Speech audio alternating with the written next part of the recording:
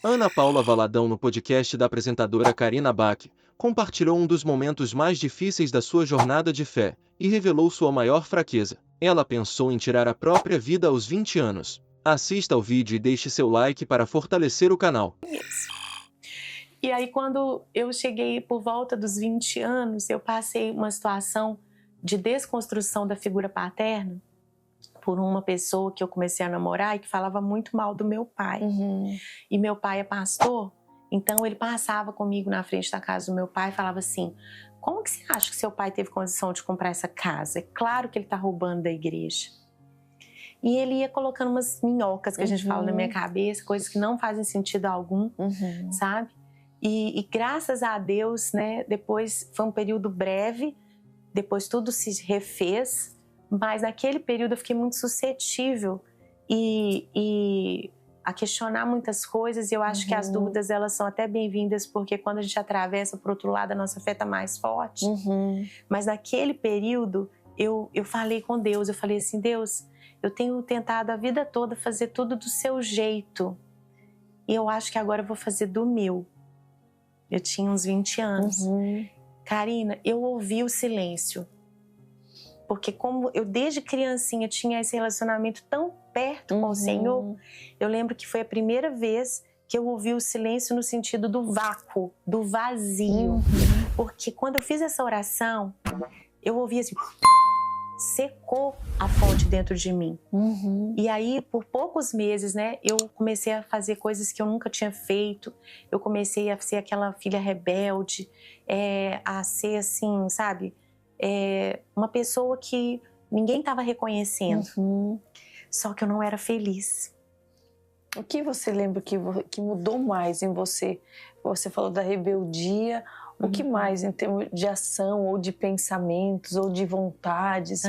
Porque tantas pessoas vivem nesse lugar, né? Você passou por ele, mas pessoas que vivem uma vida nesse lugar. Medo. Né? Eu tinha muito medo. E eu era atormentada dia e noite. Eu me sentia muito vazia e sem sentido. Sem esperança. Sem como esperança se não tivesse valor, assim, a vida. Eu imagino que essa é a vida sem Jesus. Porque foi um período que eu vivi sem a comunhão com Ele. E pelo fato de eu ter, negado, né, o Senhor nas minhas escolhas, eu também vivia uma culpa muito grande, uma ideia de que eu não conseguiria voltar atrás. E porque o pecado, ele é assim, ele vai te enrolando com um fio fino, mas depois as voltas são tantas que você não consegue sair, né? A palavra, ela fala, né, que um abismo chama outro abismo, que pode ser interpretado também como algo assim, né, de você ir de mal a pior. Até que chegou um ponto que até pessoas não crentes que eram conhecidas nossas falaram pra mim assim: Ana, cadê o brilho dos seus olhos? Tá parecendo um zumbi. Tá parecendo um zumbi. E então, assim, eu vivi meses assim, me sentindo realmente longe de Deus, por minha conta, sem consultar o Senhor, e ainda fazendo coisas que realmente eu sabia que não iam agradar ao Senhor, e que na verdade era uma forma de eu confrontar os meus pais, né? Só que graças a Deus foi um período muito curto, porque os laços de amor do Senhor me atraíram. E Ele me recebeu de uma forma tão graciosa. A palavra fala, né? Quem muito é perdoado, muito ama. Então a Ana, que cresceu fazendo tudo certinho, porque realmente eu era uma menina que temia ao Senhor, não é que eu acertava sempre, né? Minha mãe fala que eu pedia perdão pra tudo. Se eu falava mentira, eu pedia perdão. A ponto ela fala assim: ó, para de me pedir perdão hoje.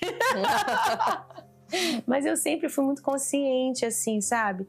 De que eu precisava me arrepender dos meus pecados, mesmo que eles fossem, pra nossa perspectiva, pequenininhos. E aí essa Ana, né, logo voltou para o Senhor, e aí que eu pude experimentar o que é realmente esse amor tão grande de você se sentir grandemente perdoada.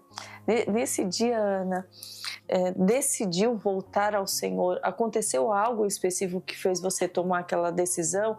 Um basta? O que te fez querer retornar? Você se lembra? Eu lembro. Foi que esse mesmo namorado meu falou assim: Ana, eu não sei mais como te ajudar. porque nem eu sei te fazer feliz. Nem eu tô conseguindo. E o que aconteceu? Eu já estava assim tão deprimida, eu queria morrer. Então eu andava com ele no carro, por exemplo, e eu ficava assim querendo que acontecesse um acidente. Ou às vezes eu queria abrir a porta do carro, eu tinha esses pensamentos, me julgar. Pensava nisso, sabe? Então eu já estava nesse ponto assim desesperador. Então, quando chegou nesse ponto, eu falei assim, realmente eu preciso de ajuda. Você falava com alguém sobre isso? Não. Nem com ele, nem com ninguém. Uhum. E aí a minha mãe, meu pai e as tias de oração, com certeza, né? Já estavam orando há muito tempo.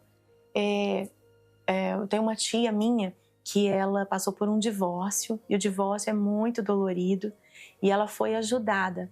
Ela passou por traição e aquilo assim quebrou muito a minha tia. E quando a minha tia foi ajudada, foi pela Ezenete, que na época...